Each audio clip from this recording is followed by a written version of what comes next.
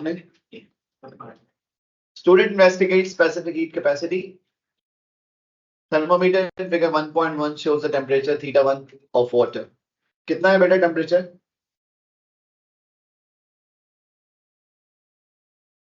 18 degree Celsius. ठीक है, unit उन्होंने लिखा हुआ है, अगर यूनिट नहीं लिखा होता तो हमें लिखना पड़ता, तो ये ख्याल रखिएगा। यूनिट नहीं लिखा तो फिर आप खुद लिख के देंगे।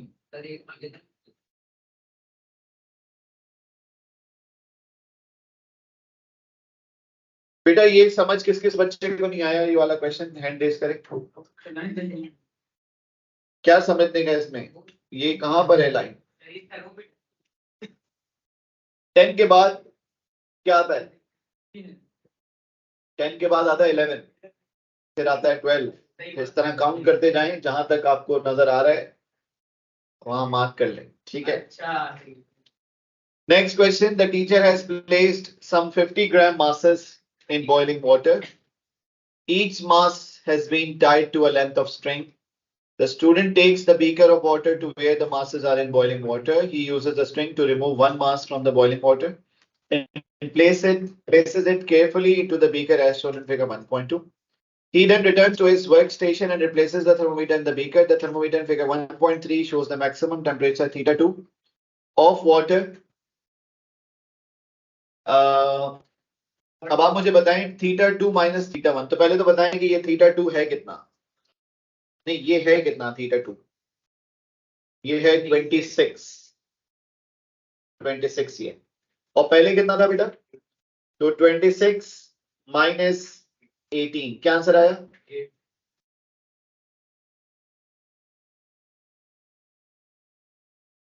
8। अब यहाँ पर यूनिट नहीं लिखा हुआ तो हमें यहाँ लिखना पड़ेगा डिग्री सेल्सियस। अगर आपने सिर्फ 8 लिखा और यूनिट नहीं लिखा तो फिर आपको मार्क नहीं मिलना।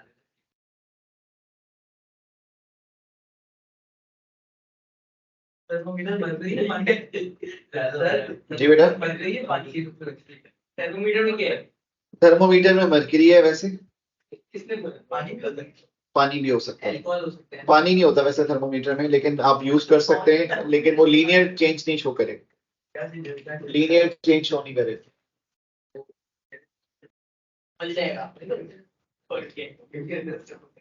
पीछे पड़ा है doubt. Describe how to ensure that θ2 is measured as accurately as possible. Temperature measurement के लिए आप क्या कहते हैं मेक श्योर करेंगे, क्या जरूरी है? एक तो पैरेलक्स एरर ना हो, जैसे एंगल से व्यू करने की बात करें, और क्या हो सकता है? ये जो बल्ब है थर्मोमीटर का, ये वाटर में कंप्लीटली इमर्स्ड हो। ठीक है, दूसरी बात और क्या हो सकती है? आपने पानी को पूरा क्या किया हो? स्टिर किया हो। स्टिर करने से क्या होता है? जो हीट है वो पूरे पानी में इवनली डिस्ट्रीब्यूट हो जाएगी और सब पूरे पानी का टेम्परेचर एक ही होगा।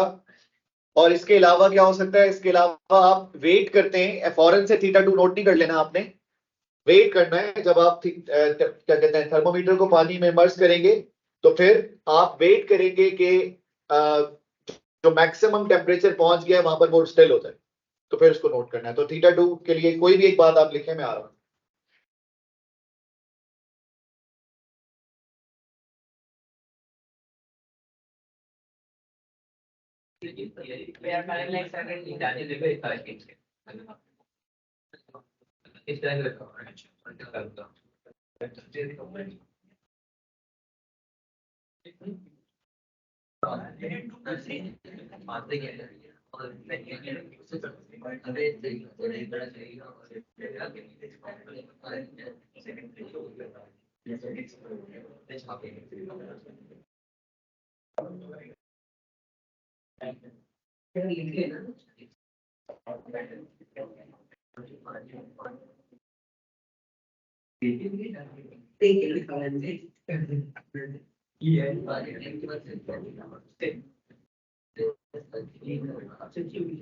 क्या लिखा फिर आप लोगों ने θ2 के लिए? कैसे होगा ये accurately measure? stir the water so that heat is evenly spread. ये हो गई एक बात. इसके अलावा क्या हो सकती है?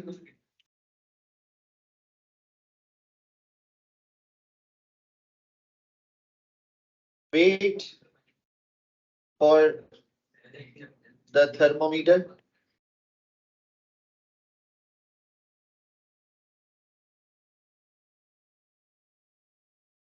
to show a maximum and stable reading. Thermometer फौरन डालते ही आप उसकी रीडिंग नहीं लेंगे. आपने थर्मोमीटर के लिए वेट करना है, क्योंकि ऑफ कोर्स हीट को थर्मोमीटर तक पहुंचने में टाइम लगेगा.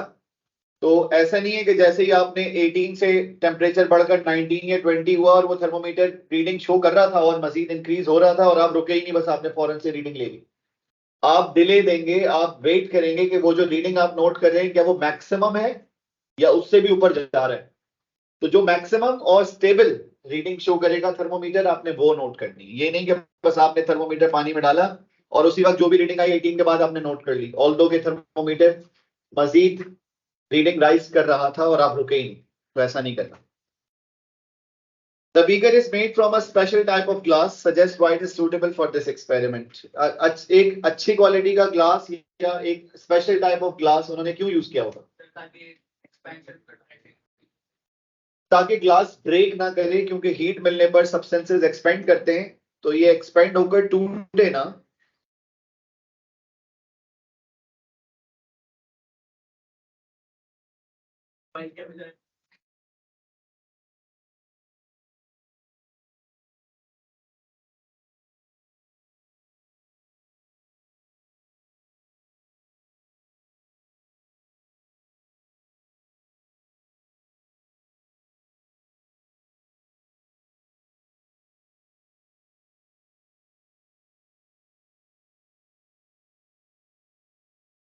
एक्सपेंशन या कॉन्ट्रैक्शन या due to change in temperature, उसमें कोई क्रैक ना पड़े इसलिए यूज किया.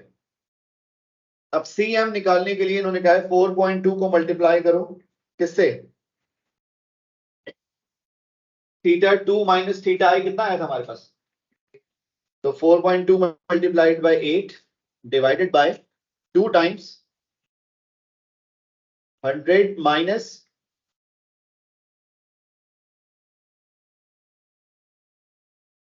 थीटा 2 कितना है? 200 माइनस 26. क्या आंसर आया?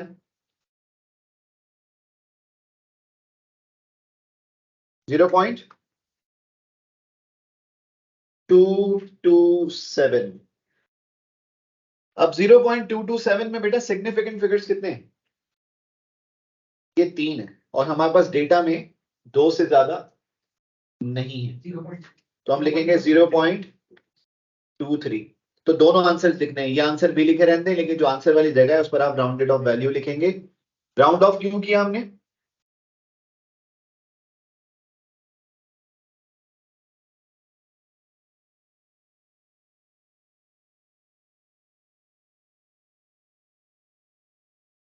Describe two sources of error in the method used to determine CM.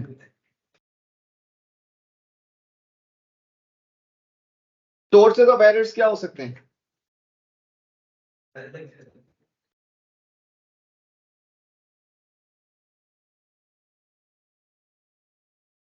Boiling water ने जो एनर्जी दी है वो सिर्फ और सिर्फ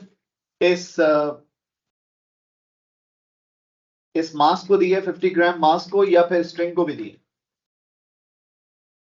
तो एक तो ये सोर्स ऑफ एरर हो सकता है कि some heat is gained by string also, जिसको हमने ऑफ कोर्स इग्नोर किया है. और क्या एनर्जी सराउंडिंग में भी लूज होगी या सिर्फ और सिर्फ इस मास ऑफ इस कॉइन को मिलेगी? कुछ एनर्जी सराउंडिंग में भी लूज होगी. तो हम लिखेंगे some heat is also lost to the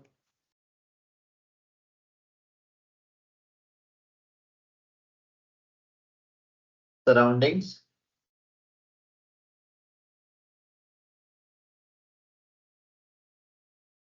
Heat is also gained by the string and glass of beaker.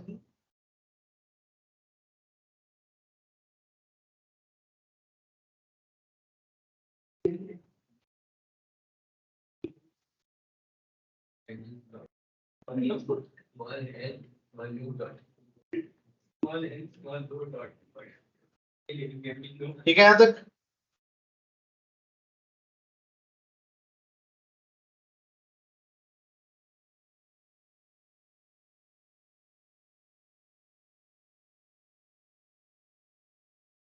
हो गया यहां तक सबका? Suggest to improvements to the method. अब आपने दो ये सोर्सेज ऑफ एरर्स बताई हैं, तो क्या इसी से रिलेटेड आप बता सकते हैं कि क्या हो सकती है इम्प्रूवमेंट? वी शुड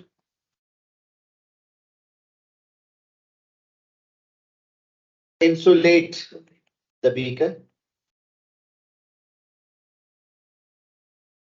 इंसुलेशन का मतलब वही है क्लोज द बीकर या प्लेसिंग द लिड। बीकर को इंसुलेट करने का क्या मतलब है कि वो जो हीट है वो सराउंडिंग में स्केप ना करे, उसको इंसुलेट कर दें, उसको ट्रैप कर दें हीट को। ठीक है, so we should insulate the beaker so that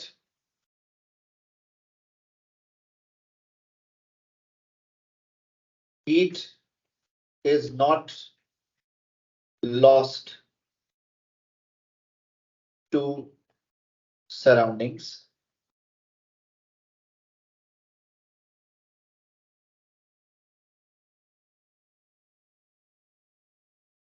और क्या हो सकता है इसके अलावा? अब हमने स्ट्रिंग की बात की थी, तो क्या हमें स्ट्रिंग का भी मास मेजर कर लेना चाहिए? क्योंकि हम सिर्फ और सिर्फ बात कर रहे थे कि कॉइन ने कितनी हीट गेन की, कॉइन का ही तमाम कैलकुलेशन थी। तो क्या हमें हीट इसके लिए भी कैलकुलेशन करनी चाहिए कि स्ट्रिंग ने कितनी एनर्जी गेन की और सब कुछ?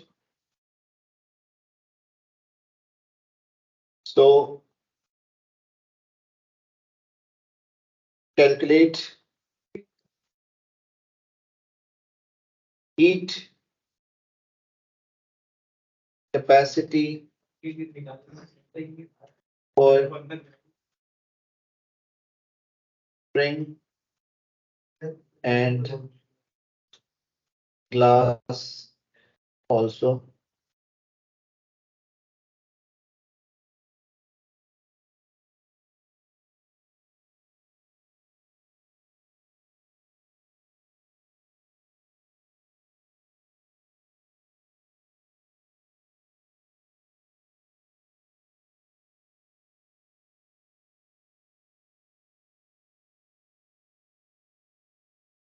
इनको भी कैलकुलेशन का पार्ट बनाएंगे। मतलब सिर्फ और सिर्फ जो हीट वाटर ने प्रोवाइड की है शुड बी रिटन एज कि heat provided by the water is equal to heat gained by the coin, heat gained by the string, heat gained by the glass.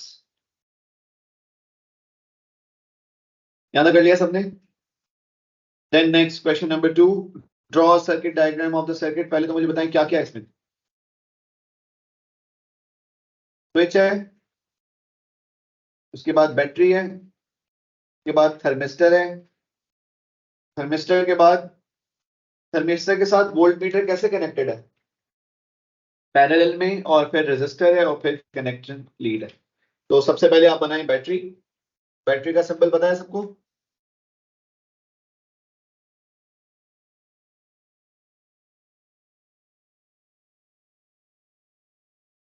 Battery के साथ thermistor. क्या आप लोगों को थर्मिस्टर का सिंबल पता है?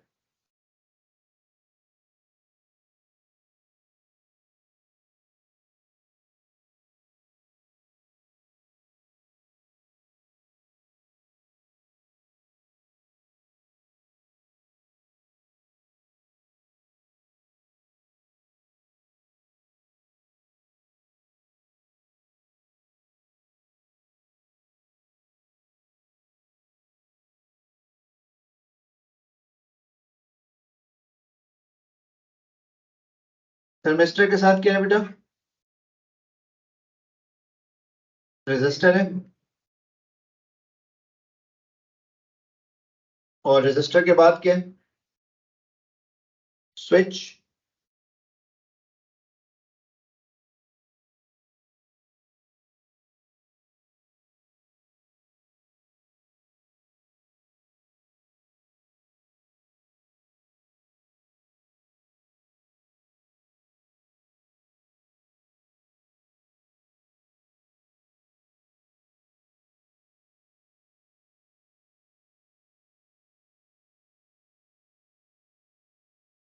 और वोल्ट मीटर कैसे लगा हुआ था?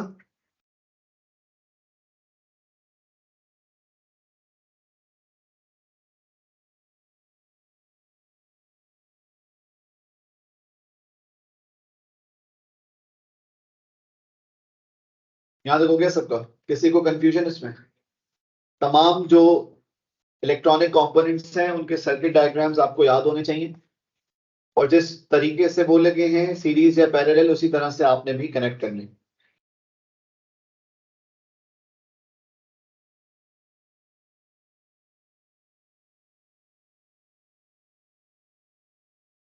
सेल्स कितने लगे हुए थे?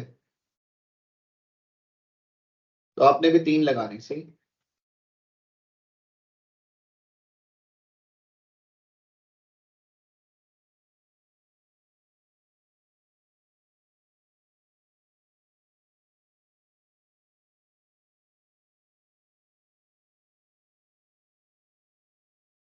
तीन सेल्स लगेंगे। उसके सीरीज में आपके पास थर्मिस्टर, थर्मिस्टर के पैरेलल में voltmeter, then fixed resistor, ठीक है, और फिर उसके बाद स्विच है। देन नेक्स्ट पार्ट पे आ जाएं, मुझे बताएं कि क्या रीडिंग है ये। 2 लिखें या 2.0 लिखें? तीनों नहीं लिख सकते, 2.0 लिखनी पड़ेगी। उसका रीजन ये है कि ये साथ नहीं, आप 2 के बाद पहला डिवीजन क्या है? 2.1, 2.2, 2.3। इसका मतलब है ये सारी जो रीडिंग्स है ना, ये एक डेसिमल प्लेस पर मेजर कर ही रहा है। तो हम 2 लिखें या 2.0 लिखें? तो आप लोगों ने 2.0 लिखनी होगी, 2 नहीं लिखिएगा, क्योंकि ये 2 के बाद अगर 3 बता रहा होता ना, तो फिर हम लिखते हैं 2। लेकिन ये 2 के बाद 2.1 बता रहा है, 2.2 बता रहा है, इस तरह से पहले 1.9 है, 1.8 है। तो हर रीडिंग एक डेसिमल प्लेस पर है इसकी, इसलिए आपको ये भी एक डेसिमल प्लेस पे लिखनी चाहिए। There is a beaker containing ice and water near the thermistor. Student measures the temperature of the ice and water and records it. और फिर नया जो वोल्टेज है वो कितना आ रहा है बेटा? 2.9 आ रहा है। अब आपने करना है VC माइनस VW। कितना आया था VC? 2.9। और VW कितना आया था? वो आया था 2.0 divided by TW minus TC। TW temperature of water कितना था बेटा? 20। और TC कितना है? 20 माइनस 0। क्या आ गया आंसर? 0.045। जी बेटा। 20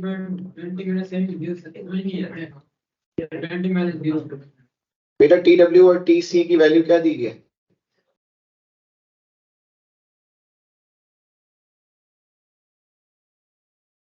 TW कितना दिया है और TC कितना दिया है? तो TW माइनस TC यूनिट क्या होगा इसका?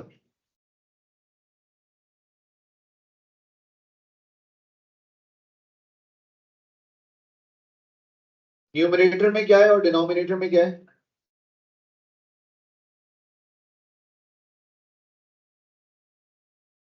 तो ये आपके पास, क्योंकि आपने निकाला है एवरेज चेंज इन वोल्टेज, तो चेंज इन वोल्टेज आपके पास वोल्ट्स में ही आएगा ऊपर, ठीक है। न्यूमरेटर में बेटा क्या है आपके पास? वोल्टेज और डिनोमिनेटर में क्या है, तो ये डिग्री सेल्सियस हो गया। तो ये आज का यूनिट क्या बनेगा, volt upon degree Celsius. Numerator में क्या है, वोल्टेज, और डिनोमिनेटर में क्या है, तो फिर वोल्टेज का यूनिट वोल्ट और टेम्परेचर का यूनिट डिग्री सेल्सियस, तो ये वोल्ट पर डिग्री सेल्सियस इसका यूनिट आ गया। 0.045 वोल्ट है पर degree Celsius. Change in temperature आया कितना है, रूम टेम्परेचर कितना होता है और बॉडी टेम्परेचर कितना है, तो 17 से आ रहा है ना फर्क। 17 इंटू 0.045 कितना हुआ,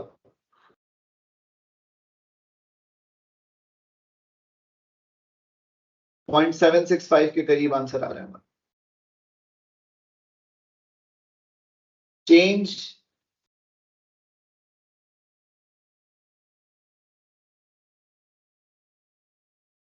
इन टेम्परेचर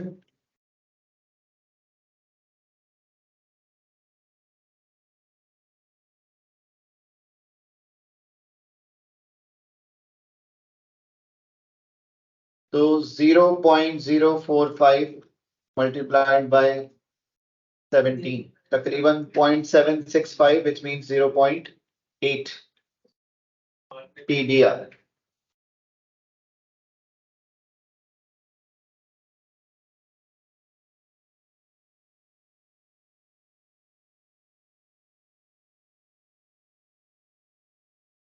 ठीक है, समझ नहीं आती।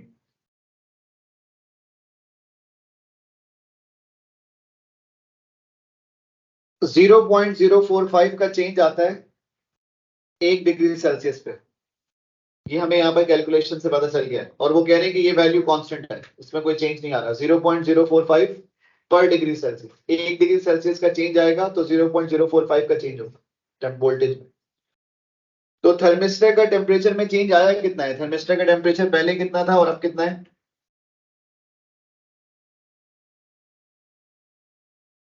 इनिशियल टेम्परेचर बताया हुआ है, कितना बताया हुआ है, रूम टेम्परेचर 20 बताया हुआ है, ठीक है। और बॉडी टेम्परेचर हमारा कितना है, तो टेम्परेचर डिफरेंस कितना आया, तो अगर टेम्परेचर डिफरेंस 17 है तो 0.045 इंटू 17 से आपके पास वोल्टेज आ जाना चाहिए, ठीक है। यहां तक सबने कर लिया।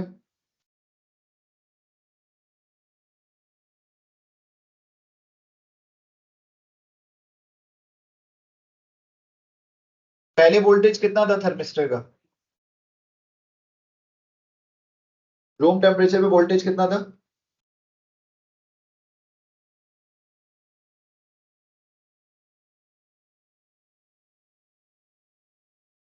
ठीक है, तो तकरीबन 0.8 का चेंज आ रहा है। नेक्स्ट पे जाते हैं।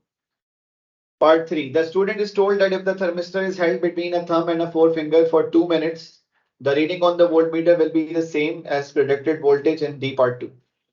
Two quantities are considered to be equal within the limits of experimental accuracy. If their values are within 10% of each other, the thermistor is held between the student's thumb and forefinger for 2 minutes, and the student reads and records the voltage AB.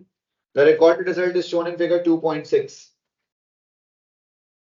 Thermistor voltage when held between the thumb and finger is 0.8. State the student's results indicate VPB and VAB are equal within the limits of experimental accuracy. Support your statement with a calculation. VAB कितना आया और हमारा answer क्या आया था, तो इसका मतलब है कि ये मैच कर रहे हैं या नहीं कर रहे हैं, कर रहे हैं, तो इसका मतलब है कि स्टूडेंट की जो स्टेटमेंट है वो ठीक है। VPB हमारे पास आया था कितना, 0.765 आया था, मतलब जिसको हमने राउंड ऑफ करके 0.8 लिखा था। एंड VAB कितना है बेटा, 0.8 है। तो इनका डिफरेंस कितना है,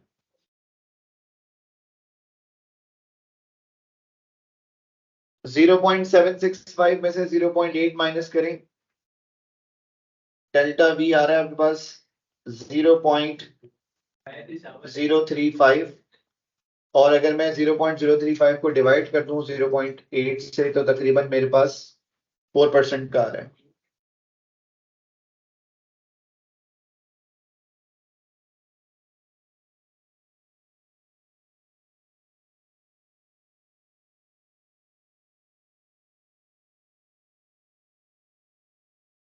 ये तकरीबन 4% के बराबर है अगर मैं इसको 0.8 से रिलेट करूं तो एक्चुअल वैल्यू से। दैट्स व्हाई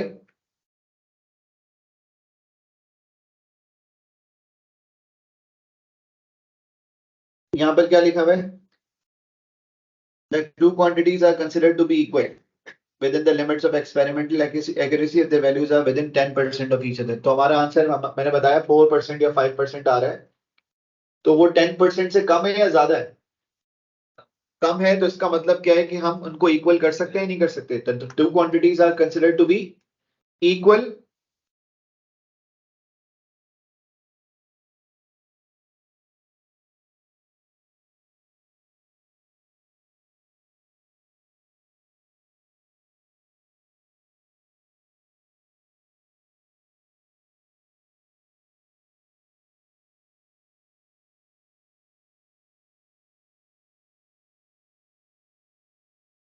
हमने क्यों इनको इक्वल कंसिडर कर लिया है?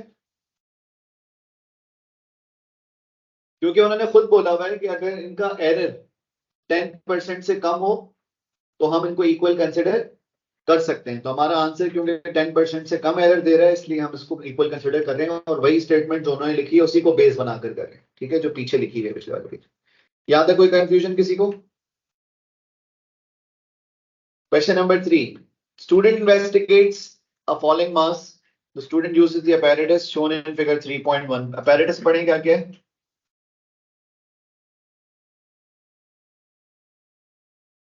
पुली के साथ क्या अटैच्ड है? दो मासेस हैं, मास हैंगर ए और मास हैंगर बी। और ये आयरन स्टैंड कहाँ रखा हुआ है? ये आयरन स्टैंड है, ठीक है। कहाँ रखा हुआ है? बेंच के ऊपर रखा हुआ है। और बेंच के ऊपर ये हैवी वेट क्यों रखा हुआ है इन्होंने? ताकि आयरन स्टैंड गिर ना जाए, क्योंकि आपने पुली के साथ दोनों मासेस अटैच किए हुए हैं, वहां टर्निंग इफेक्ट प्रोड्यूस हो रहा होगा, तो इधर हैवी वेट रखा है ताकि ये टॉपल ना करे। ठीक है, यहां तक बात पढ़ ली आपने पूरा सबने? The bottom of the mass hanger A is at height h above the floor as shown in figure 3.1. The student places one end of a meter rule on the floor and the other end to the mass hanger. The top of the meter rule is shown in figure 3.2. Record h. बेटा आप मुझे बताएं what is h?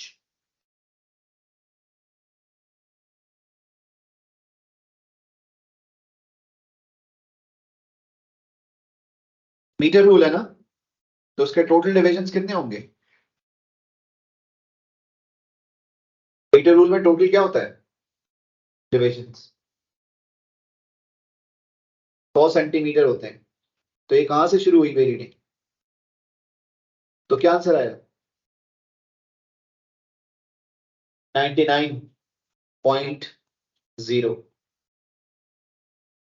अच्छा, अब एक बात सुनने गौर से। कुछ बच्चे हो सकता है कि यहाँ पर रीडिंग लें 1 और यहाँ लिख दें नीचे 1।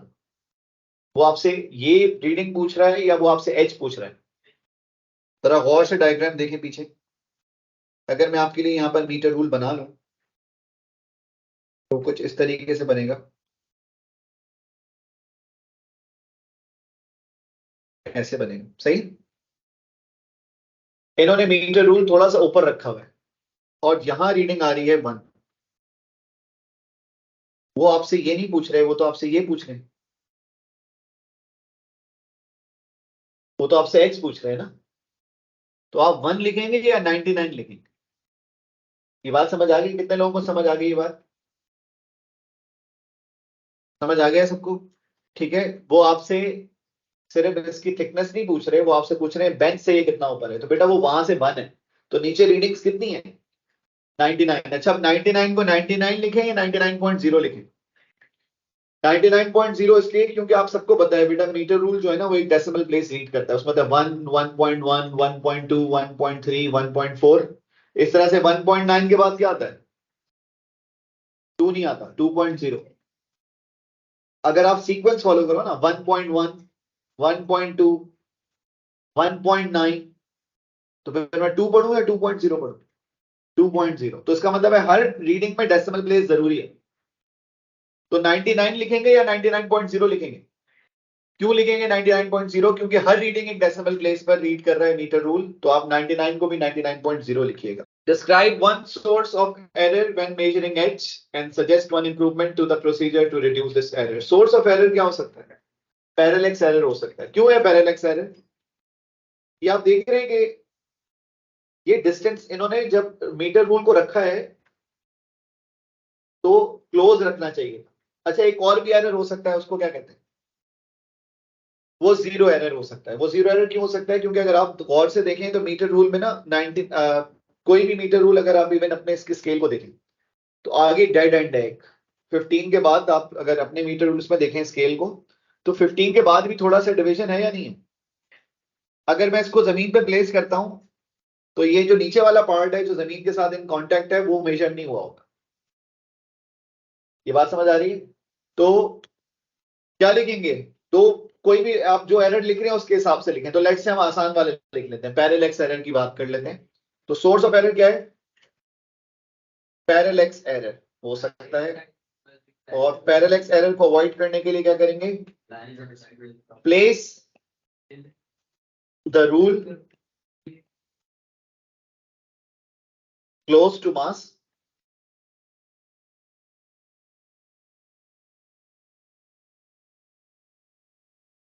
close and keep line of sight perpendicular to the markings of the rule.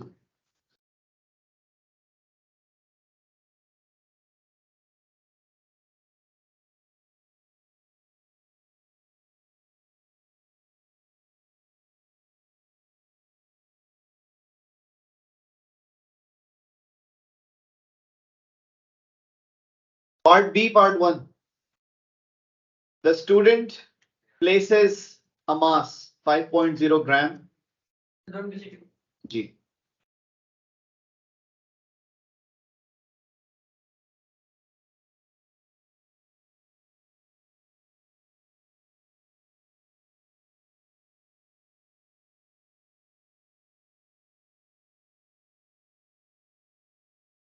यहां तक कर लिया।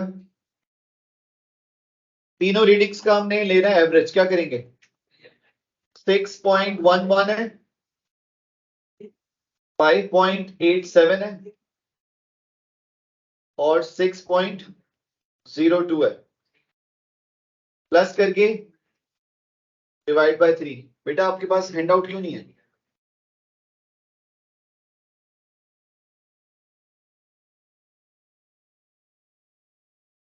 सिक्स 6.11, 5.87, 6.02 इनका एवरेज क्या आएगा?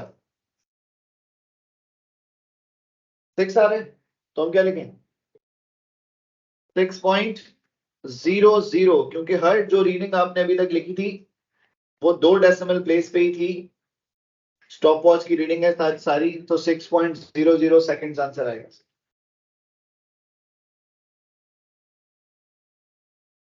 Next, mass on hanger unit क्या होना चाहिए इसका? बेटा मास ऑन हैंगर यूनिट क्या होना चाहिए? ग्राम होना चाहिए, ठीक है, तो यहां लिखते हैं ग्राम। एवरेज टाइम यूनिट क्या होना चाहिए? सेकेंड्स, तो एस लिखते हैं। अच्छा, बाकी क्या है ये इनकी क्या रीडिंग्स होनी चाहिए ऊपर?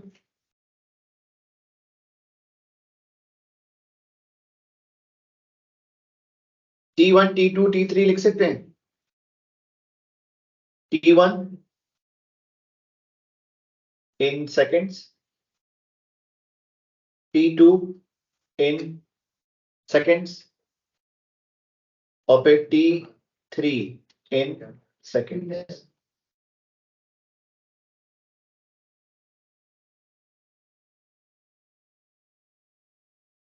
जो 5 वाली रीडिंग्स थी क्या वो आप यहां लिख सकते हैं? 6.11,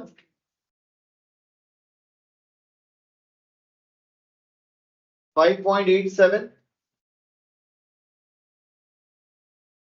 और 6.02 और इसका एवरेज क्या था? 6.00 लिखूं या 6.0 लिखूं? 6.0 लिख रहा हूं क्योंकि जितनी रीडिंग्स उन्होंने लिखी है यहां पर वो सब एक डेसिमल प्लेस में थी।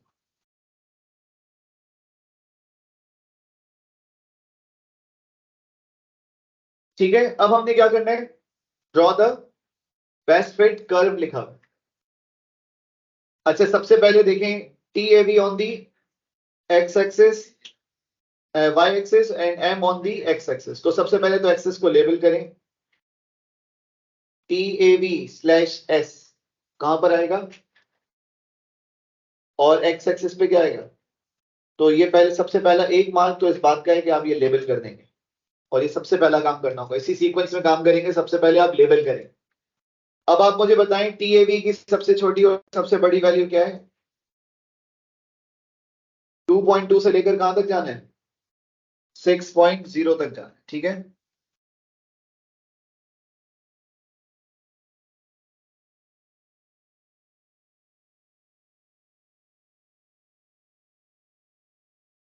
Zero point five, 1, 1.5, 2.0, 2.5, 3.0, 3.5, 4.0, 4.5, 5.0, 5.5, 6.0।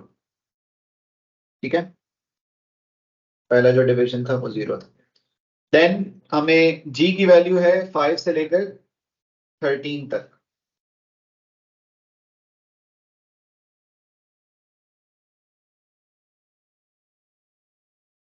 तो पहली वैल्यू आप 5 ले लो, 6, 7, 8, 9, 10, 11,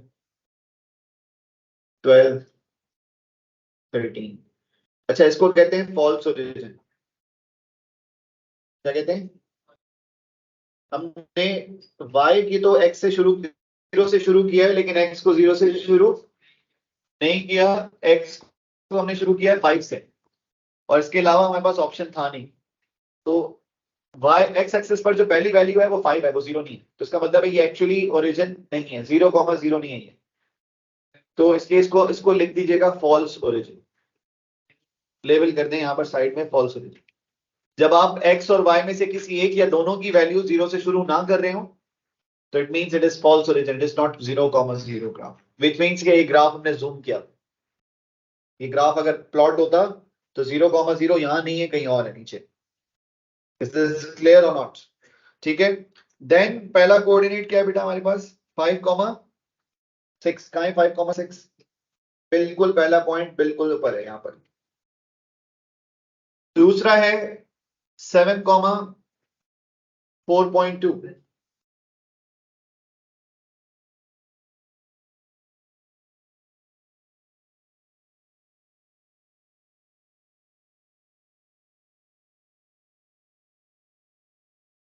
9,3.0।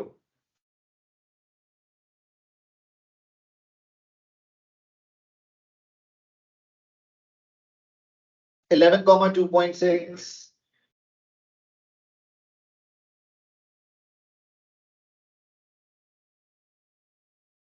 then 13,2.2।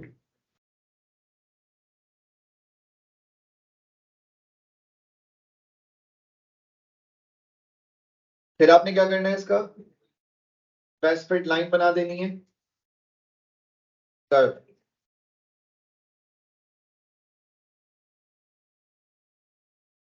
एक पॉइंट लाइन पर नहीं आ रहा, सही है, 4 पॉइंट लाइन पर आ रहे हैं तो ये सही है, ठीक है, एक पॉइंट छुट रहा है, 4 पॉइंट लाइन पर आ रहे होंगे।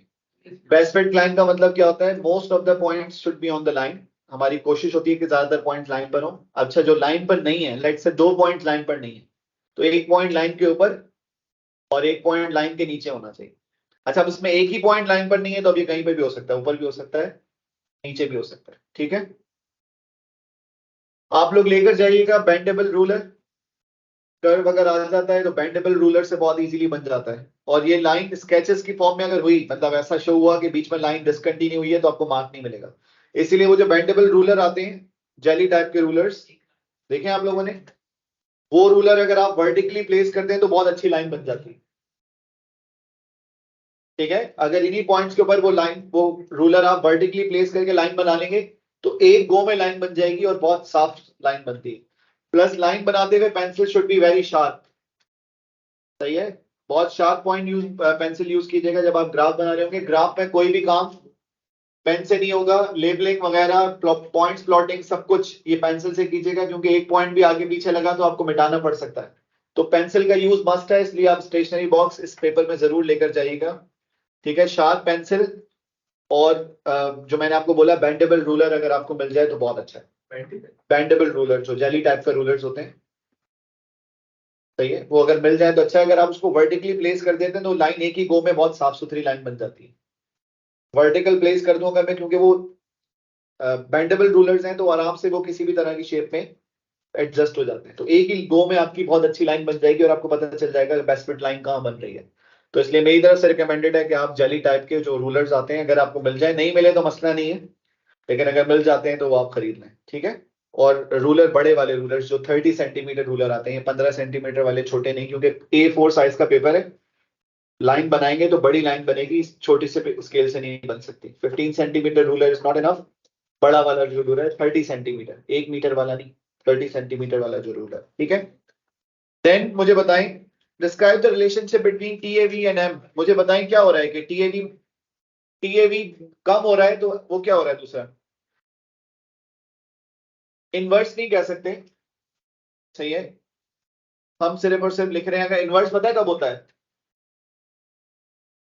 अब चेक करके बता रहा हूं कि इनवर्स है या नहीं है, गौर से सुनेंगे। एक तो ये कि इनवर्स किसी एक्सेस को टच नहीं करता, ये एक्सेस को टच कर रहे हैं तो इसको इसलिए इनवर्स नहीं कह सकते। आप सिंपली क्या कह सकते हैं, as m increases TAV decreases.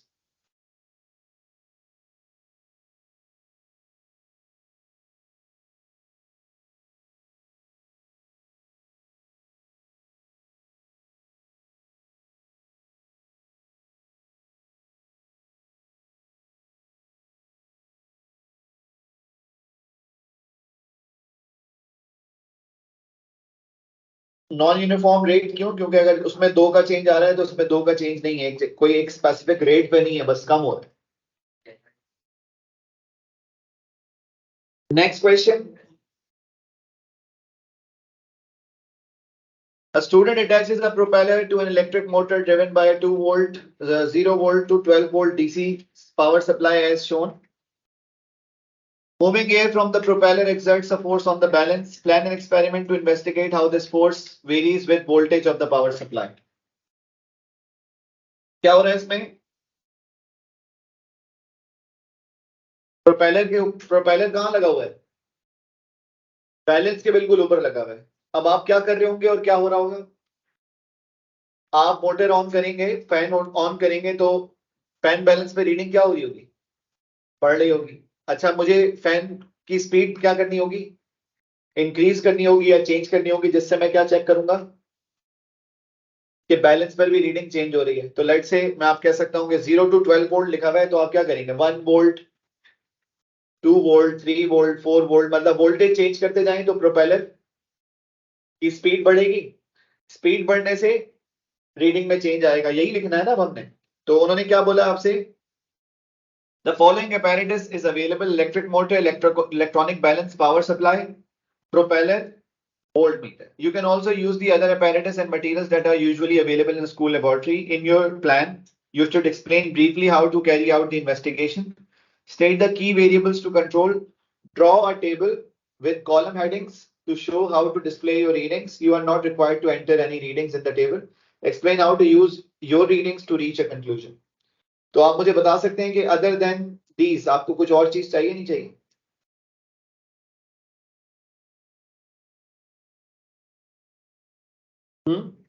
Ammeter क्यों चाहिए?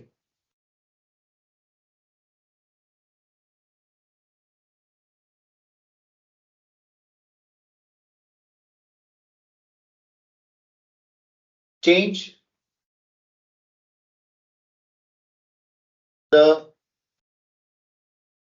voltage of the propeller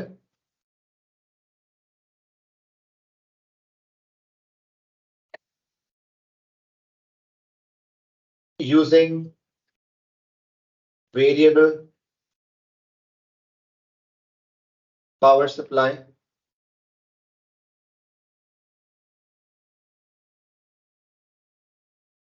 or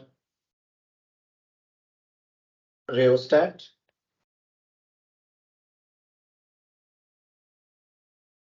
and note down the reading of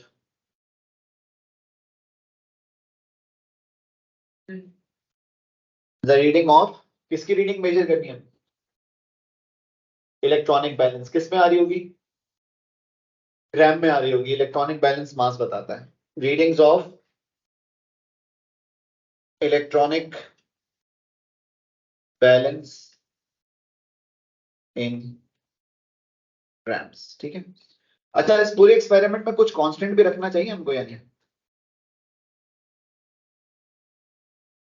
ये जो प्रोपेलर का डिस्टेंस है ना, ये कांस्टेंट होना चाहिए. मतलब ऐसा नहीं है कि आप स्पीड भी चेंज करें और डिस्टेंस भी चेंज करते रहें, तो फिर तो कोई रिलेशन नहीं बनेगा, फेयर कंपैरिजन नहीं होगा. तो हम क्या लिखेंगे? For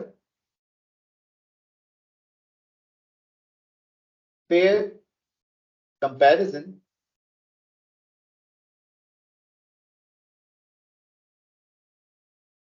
keep the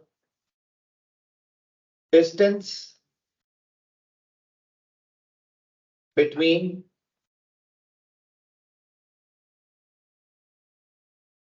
propeller and balance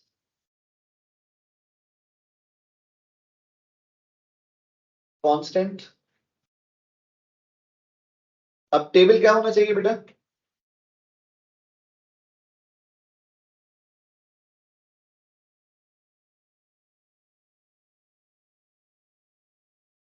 voltage होना चाहिए और मास होना चाहिए.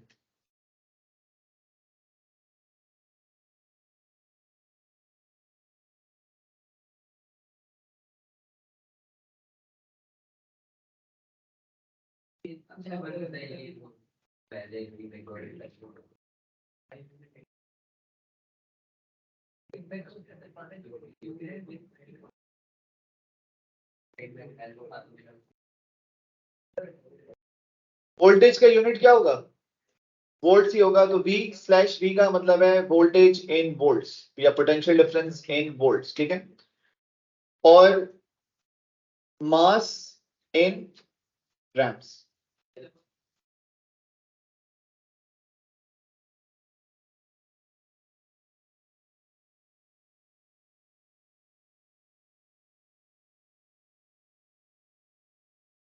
जब आपके पास टेबल बन जाता है तो फाइनली आप क्या बनाते हैं? Plot graph of. बेटा मुझे बताएं कि इनमें से आपने क्या चेंज किया है, V या M? तो जो आप चेंज करते हैं ना उसको हम कहते हैं इंडिपेंडेंट. क्या होता है? और इंडिपेंडेंट हमेशा कौन सी एक्सिस पे होता है? एक्स एक्सिस पे होता है. और वाई एक्सिस पे कौन होता है? तो मुझे बताएंगे कि plot a graph of dash on x axis dash on y axis में मैं क्या लिखूं? वोल्टेज on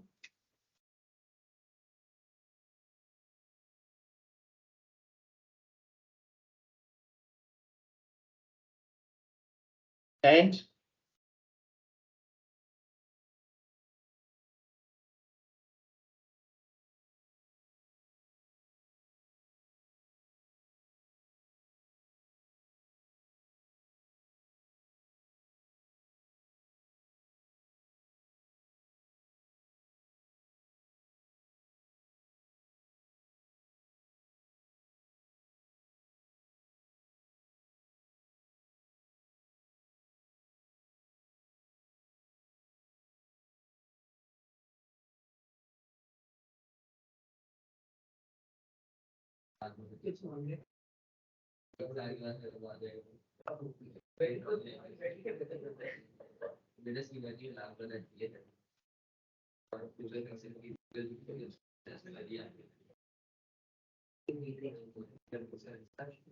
फोर्स की बात हो रही है ना?